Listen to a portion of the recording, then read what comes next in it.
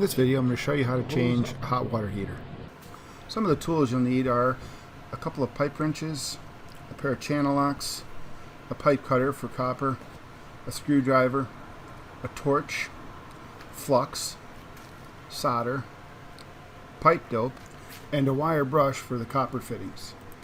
Two items not shown are a tape measure and emery cloth to clean the copper tubing.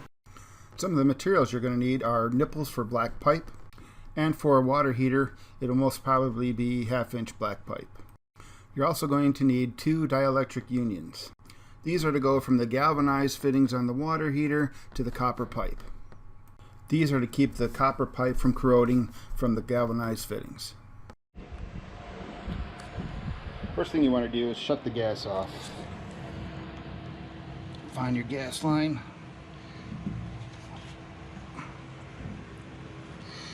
And try and turn it off. This valve is a little old and needed a little persuasion. I'm sorry about the fan noise in the background, but it was really hot out and my hot water heater is located in the garage.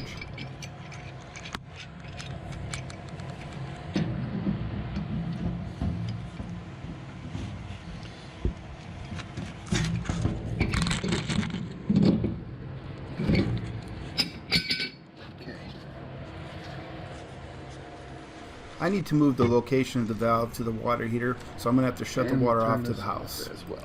There's also a valve at the hot water heater. Because I'm installing a 50-gallon water heater instead of a 40, the valve needs to be relocated. Okay. Find the drain. Now that the gas and water are shut off, it's time to drain the water heater. If you're worried about the water getting all over, hook up a garden hose before you open the valve. Now be careful, if you just shut the water heater off, the water's going to be hot. While the water's draining, you can disconnect the flue and disconnect the water pipes. Now you'll want to be careful disconnecting the flue pipe. If the flue pipe goes through a ceiling or somewhere you can't see, you'll want to support the pipe.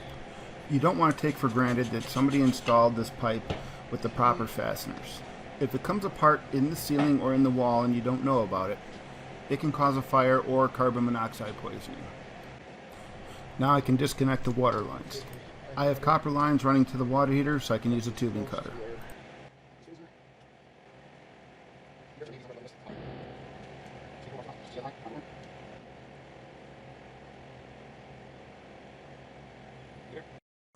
When you're almost through, go slowly.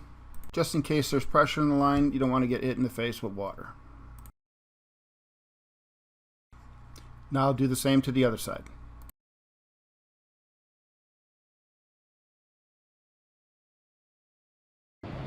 Now I'll disconnect the gas line. Now you could hook it back up this way. It is against code in some municipalities and cities, but I don't trust it, especially in a garage. I just don't trust a flexible line out in the open. If something were to fall and hit it, it could put a small hole in it and you'd have a small leak and not even know it. Because of that reason, I'm going to choose the harder route and hard pipe it instead of the easier route. Now the hot water heater is drained, I can finish removing it. I'm going to disconnect and save this pipe from the pressure relief valve. The rest of it's garbage and I won't need it. Now I'm going to use a 2-wheel dolly to remove it. It's going to have some weight to it, so I'm also going to strap it to the dolly so it doesn't roll off. You definitely want to strap it to the dolly if you have to take it up or downstairs. Now it's ready for the garbage man. Now I've got the new one ready to go in its place. Now here I'm installing a 50-gallon tank instead of a 40. Everything's pretty much the same with the exception of the height.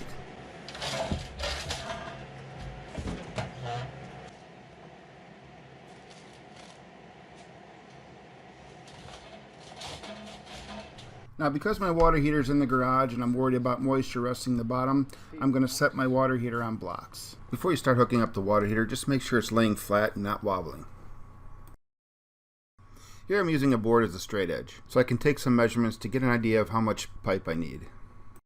I already know what I'm going to buy, I just wanted to show you how you can get an idea of what you need to purchase. You're not going to get an exact dimension like this, you just need to know what nipples to buy and what lengths to buy. Here I've marked the center line of the nipple coming out of the water heater and the center line of the valve coming out of the wall. This measurement is about 20 to 21 inches. Now when you go to buy your materials, I recommend buying 1 or 2, possibly 3 of several different sizes, depending on the dimension that you took from measuring your materials. The reason for this is if you need to make an adjustment and you need something that's just a little bit longer, you'll already have it. It would really suck to have to go back out and buy another nipple for a 1/2 inch. And once you're done with the project, you can always take back what you don't need. Before I can start installing the gas line, I'm going to test fit everything. To test fit, I'm only going to tighten by hand. Now, I was going to install this with the union closer to the valve, but I changed my mind. I'm going to install the union close to the control valve. And the reason why I'm doing this is because I realized having all of this pipe out here and putting pressure on it with the pipe wrenches, I can actually crack the control valve, and I don't want to have to replace that. Now you're probably wondering, what is a union and what is it used for? They are used for joining 2 pipes together that are fixed.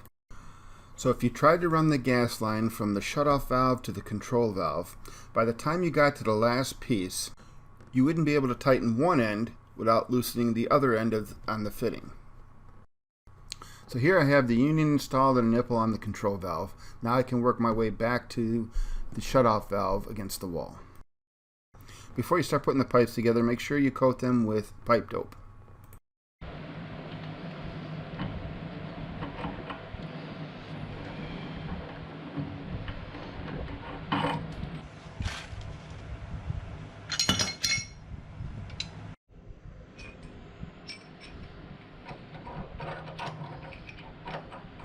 Now here you'll see I installed a T at the end of this nipple instead of an elbow.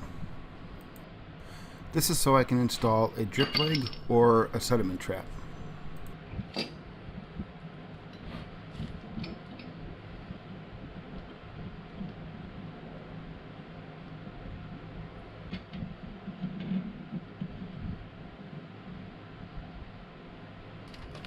You'll see I'm using a level here.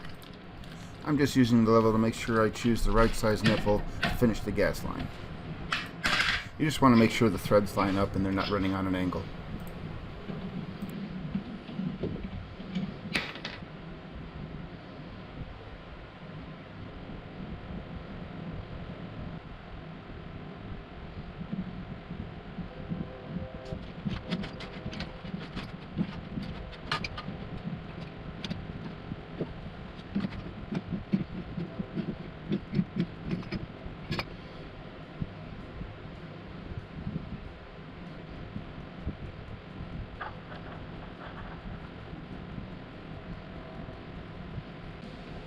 Now you see I took the union apart and I'm tightening these pieces on the floor. The reason for that is I don't want to put pressure on the control valve and possibly crack it.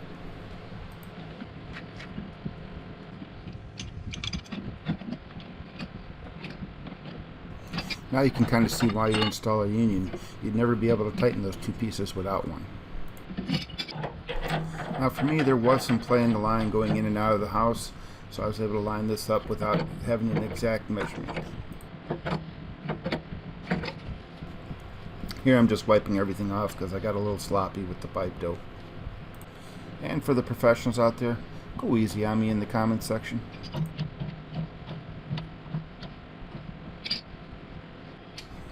Now I can open the gas valve. Now what I'm doing here is loosening the union to bleed a little bit of the air out. Once I start to smell gas, then I'll tighten the union back up. By doing this, it won't take as long to light the pilot light. Then when you're done, use soapy water to check for leaks. If you see any bubbles, then you'll need to tighten the pipes a little bit more.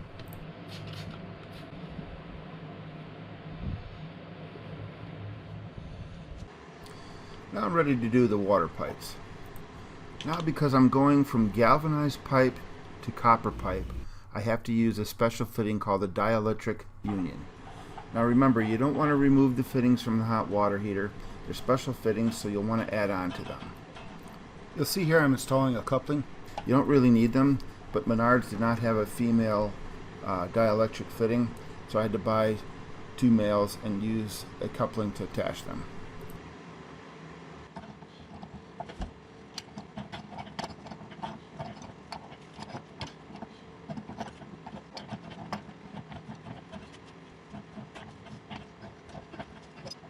Once I have the couplings tightened, I can install the dielectric unions.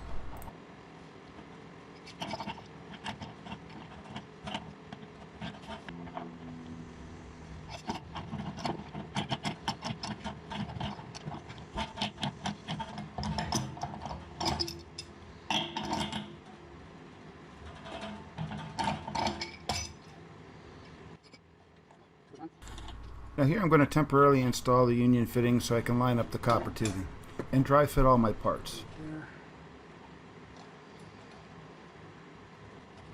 Here I'm going to cut down the copper tubing to fit into the union.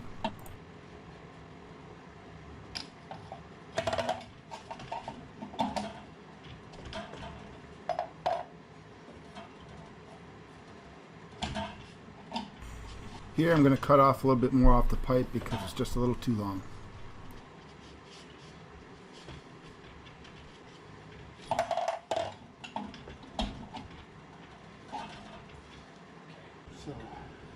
On the side where the cold water comes in, I'm going to install a new valve, and then I'll measure up the rest of the copper tubing and dry fit it.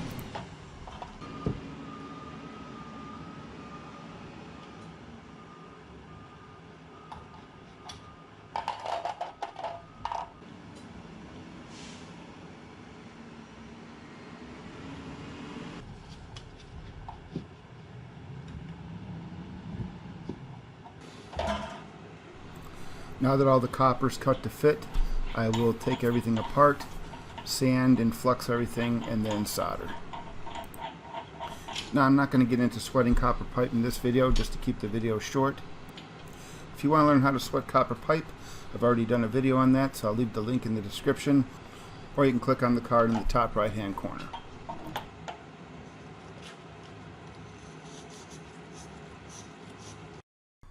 Before I move on, I wanted to show you this. You're going to have to move the nut and the plastic sleeve out of the way so you don't melt the plastic. Here I'm using a spring clamp to keep it out of the way. Now you can see it's far enough away so it doesn't melt.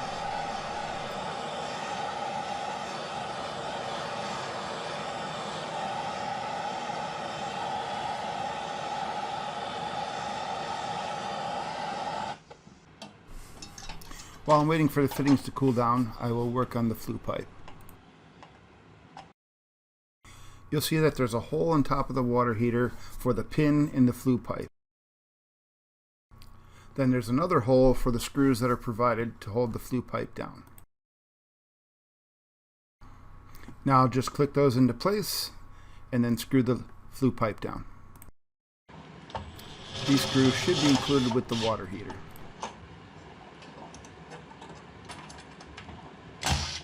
Get to. There we go. Now we can hook up the flue.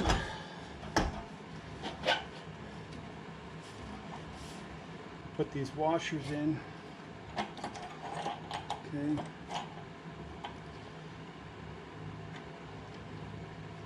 Let that seat right there.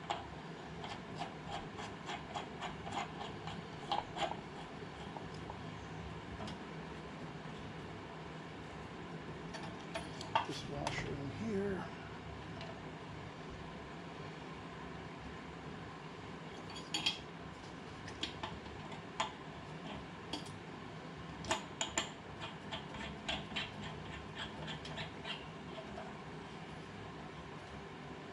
Please.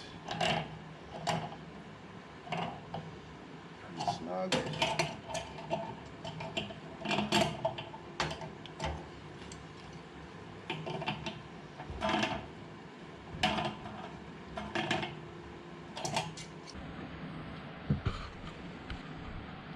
There's the hookup. Now I'll turn the water back on. When you open the water valve, open it up slowly. It just keeps the pipes from banging around. Now I'll open the valve that supplies the water heater. I'll open up that one nice and easy as well. Now's the time you want to start looking for leaks as well.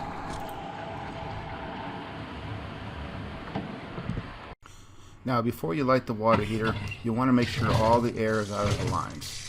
Go to the sink, open up both valves, and keep them open until the water runs smoothly without any air. You just want to make sure all the air is out of the hot water heater. If it takes a while, don't worry. There's a lot of air in the tank. Just give it a little time.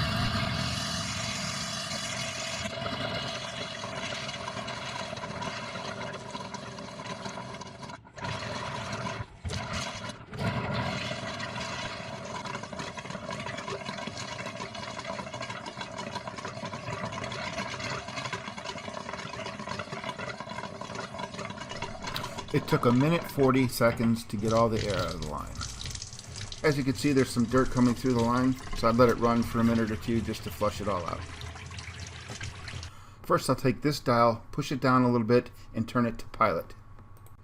Then I'll go to this dial and line the white arrow up to pilot lighting. Before I actually light the pilot light, I'm going to take this little door off, pull back the insulation to reveal the viewing window. Then I'll be able to look inside and make sure the pilot light is lit. Now I'm going to push this knob down, and at the same time I'm going to push the igniter button. Now this may take a few times because there's still air in the line. Now you can see in the window the pilot light is lit. After the pilot light's lit, we turn this dial to on, and this dial to the temperature of the water we want. Now I'm going to turn this dial to the recommended temperature, which is this white arrow right here. Anything higher than that, you risk scalding. After you turn the dial to the temperature you want, you should hear the burner light. If you look in the little viewfinder, you'll see the burners lit. Now put the insulation back and close the trapdoor.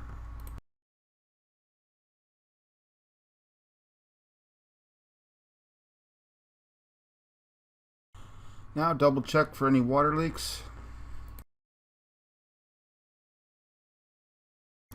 Make sure the flue pipe is back together. Now I saved the old line from the pressure relief valve, so I'll install that now, and that'll finish up the installation. For safety reasons, make sure you install this pipe. If you'd like to see more videos like this, click here. If you'd like to subscribe, click here. Until next time, thanks for watching. You definitely want to have something facing down. I do not have a drain close by. Okay, and I saved the piece from